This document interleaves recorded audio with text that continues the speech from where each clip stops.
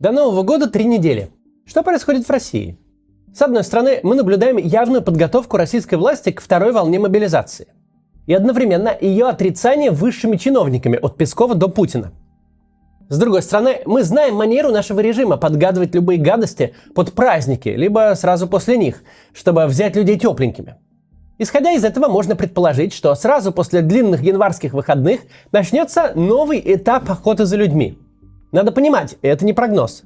Некоторые, например, Павел Чиков, не ожидают сейчас следующей волны мобилизации. Парадокс ситуации заключается в том, что два противоположных прогноза, вторая волна мобилизации точно будет и ее точно не будет, одинаково легко обосновать. Поэтому в начале этого ролика давайте кратко поговорим об этом, а потом перейдем к кое-чему более глобальному. О том, что вторая волна мобилизации точно будет, нам говорит, во-первых, тот простой факт, что мобилизация не заканчивалась. Правовой режим мобилизации со всеми своими пирогами, начиная с запрета на расторжение военных контрактов, продолжает действовать. Если завтра к вам явится военком с повесткой и попросит вас в окоп, то действия его будут совершенно законны. Все, на чем держится перерыв в мобилизации, это слова Владимира Путина. А слова, даже если им вдруг поверишь, к делу в любом случае не пришьешь. Второй фактор – это вполне определенная активность государственного аппарата. Вся гигантская бюрократическая машина России, начиная с районных военкоматов и заканчивая руководством государственных корпораций, пришла в движение. Базы синхронизируют, списки обновляют, о бронях договариваются, учения по мобилизационной подготовке проводят. Нормативную базу в порядок приводят, сотрудников инструктируют, в общем, все готовят. И делает это огромный неповоротливый механизм, который по возможности всегда избегает любой работы и никогда не будет делать сегодня то, что можно отложить на год. Сложно себе представить, что российскую бюрократию вдруг буквально раком поставили, чтобы построить фундамент под какую-то абстрактную мобилизацию в неопределенном будущем. Фактор номер 3. Чем дальше, тем менее однозначными становятся официальные лица в своих высказываниях. Еще месяц назад Путин, Песков и все на свете, которые представляли официоз, говорили в том духе, что зуб даю, мамой клянусь, твердо и четко, никакой мобилизации. А сейчас их формулировки максимально скользкие, чтобы нельзя было за язык протянуть. Это, дескать, дело Министерства обороны или на сегодняшний день государству это не нужно. Четвертый фактор – нужда в людях никуда не делась.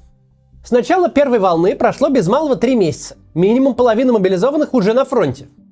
И ни единой позитивной новости для российской армии с 21 сентября не было.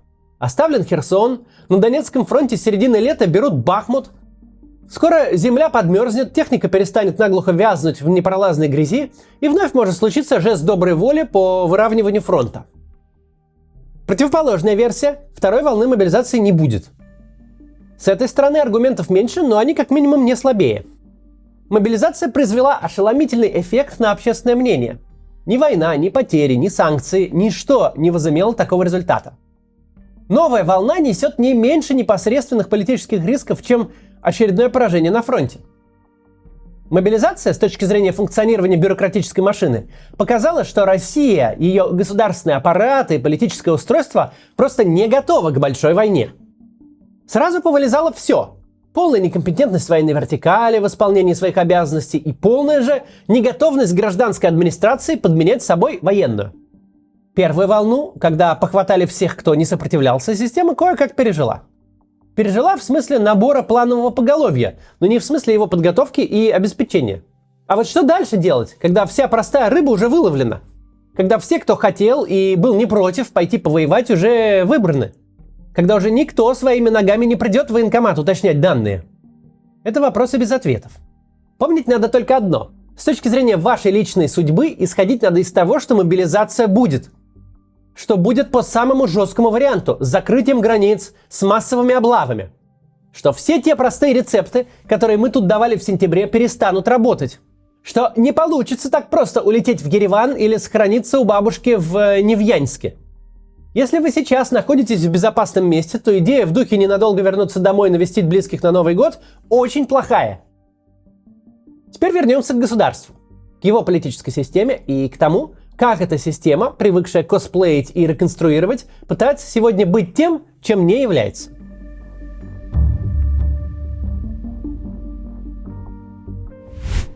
Более или менее ясно, в чем идея следующего этапа войны. Внезапно оказалось, что построенная за 20 лет армия – это фантом, который так и не выбрался за пределы телевизора. Стало ясно, что побеждать за счет современных систем вооружения и профессионализма невозможно. Хорошо вооруженные и вежливые люди сгинули еще в феврале в Гостомеле. И вот на плечах у наших военных авантюристов стал прорисовываться сталинский китель. Сталинская профессиональная армия тоже ведь оказалась фейком. К концу лета 1941 года она была фактически разгромлена и пересобиралась после разгрома полностью заново. Всем, от солдат до генералов, пришлось учиться воевать по ходу дела. Это обучение стоило миллионы жизней. Войну в итоге выиграли. Выиграли повальной отправкой людей на фронт. Слишком часто приходилось заваливать противника телами солдат. А что, страна у нас большая, и тел вроде как много. Идея такую практику повторить часто прорывается вполне прямым текстом. Владимир Соловьев так и говорит. Маленькой профессиональной армии ничего не получилось сделать, а значит воевать должны все. Война, дескать, должна стать народной. Понятное дело, что мы имеем дело с очередной соломинкой. Не просто так пропагандисты напоминают нам о миллионных армиях 40-х годов. Российским картонным генералам хочется думать, что для них еще не все потеряно. Что в народе имеется тот самый потаенный ресурс, который спас в свое время советский строй, а значит, сможет спасти и путинский. На этом месте хорошо бы эти мифы развеять.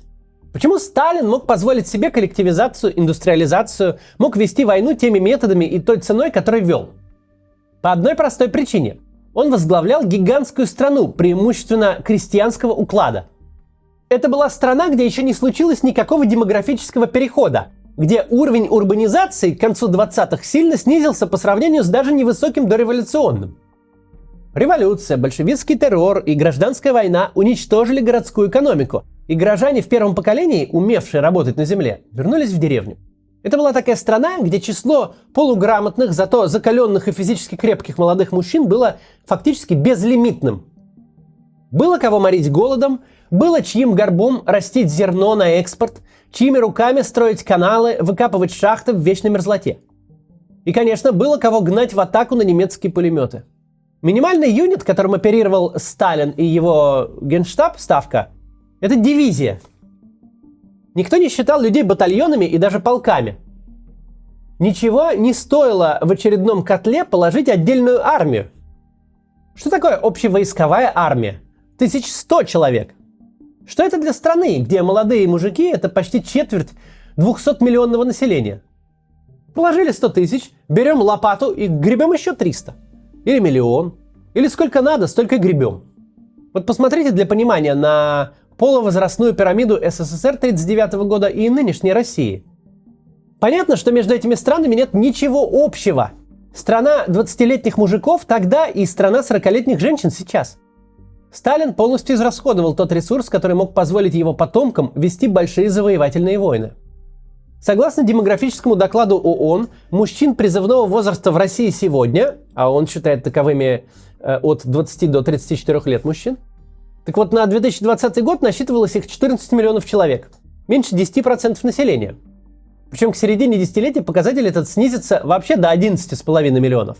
Потому что постепенно уходит в мир иное поколение советских бэби-бумеров, а малочисленное поколение 90-х и 2000-х занимает все большую долю в населении.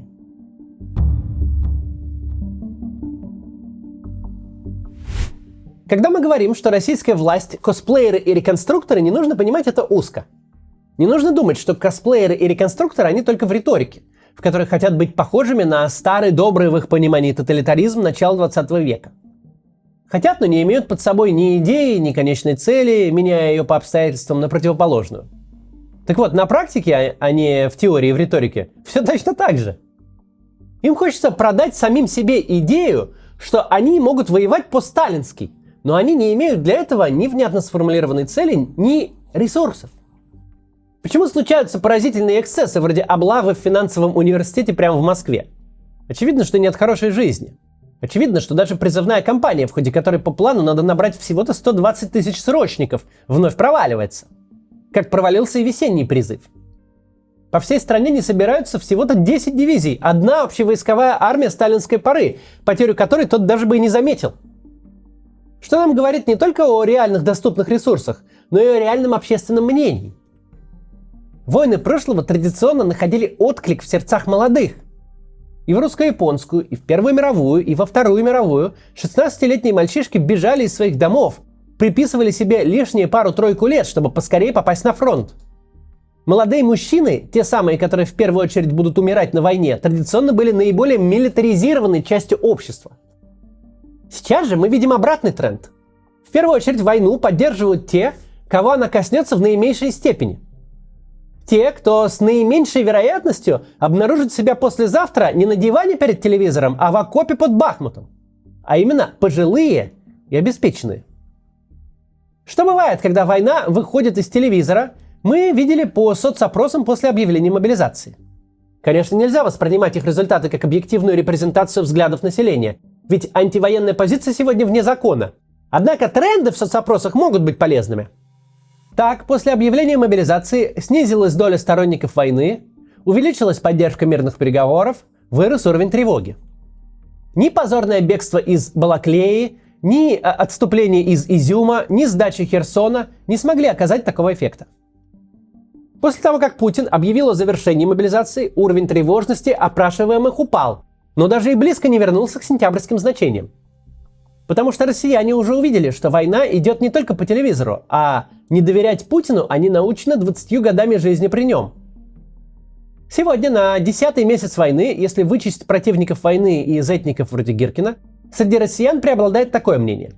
Власть начала войну, так пусть ее и заканчивает. Подпишет завтра Путин мирный договор, против не будем. Объявят завтра наступление на Киев, возмущаться тоже не станем. А вот жертвовать деньги на нужды российской армии, а тем более идти в окоп россияне, формально поддерживающие войну и готовые кивнуть соцопросу, не желают.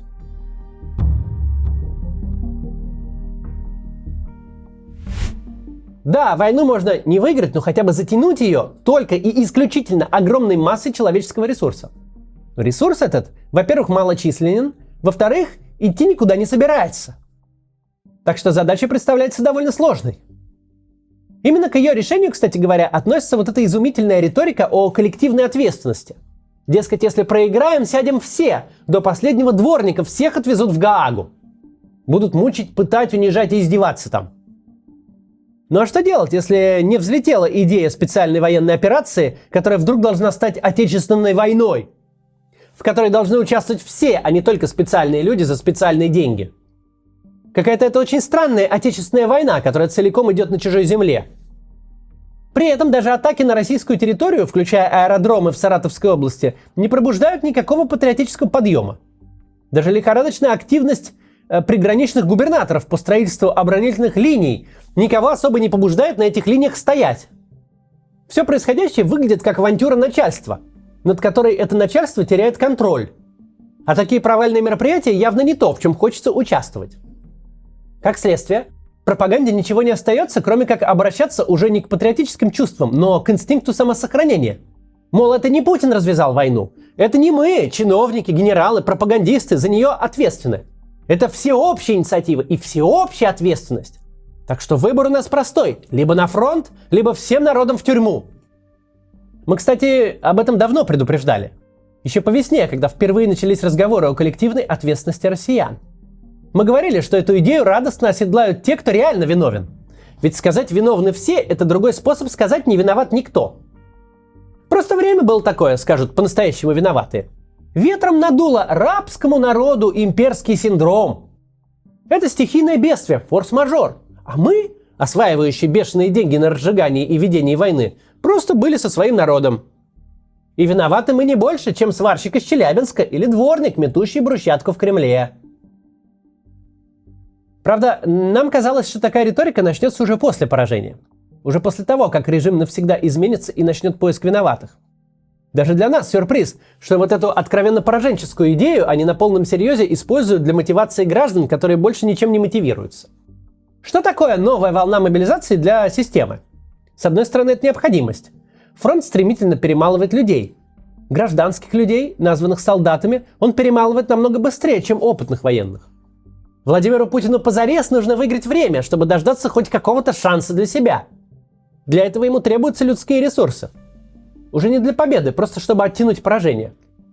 С другой стороны, система едва не надломилась еще на первой волне мобилизации, еще когда было сравнительно просто хватать непуганных людей. А как проводить мобилизацию теперь? На настроениях «делайте, что хотите, только от нас отстаньте». Как проводить мобилизацию в стране, которая просто ждет концовки? Чем дальше, тем более без разницы, какой именно. Неизвестно. Но только это все выглядит как самоубийство. При этом концепт «нас всех заберут в Гаагу, потому что виновен народ, а не Путин» невозможно продать, и это очевидно. Но где я, продавец мебели из Перми, например, а где Гаага? Это настолько нереалистичная угроза, что ее просто невозможно на себя примерить. И очень сложно не понять, кому Гаага грозит на самом деле. Вообще вся эта война, она про столкновение косплея и реконструкции с реальностью. Очень хочется быть то Петром Первым, то Иосифом Сталиным, но всякий раз оказывается, что меч у тебя деревянный, а вместо шлема на голове ведро. Это может быть трудно признать, но некоторые времена просто ушли, просто закончились. Как бы ты ни желал стать великим завоевателем, эти завоеватели жили в прошлом, которое ничем не похоже на настоящее, и ничего у тебя не выйдет. Вот, на сегодня все. Сегодня вечером в 8 вечера по московскому времени у нас на канале «Объектив» новый формат. Будет интервью со мной, и брать его будет журналист Лиза Лазерсон. Подключайтесь, посмотрите. Теперь все. До вечера или до завтра.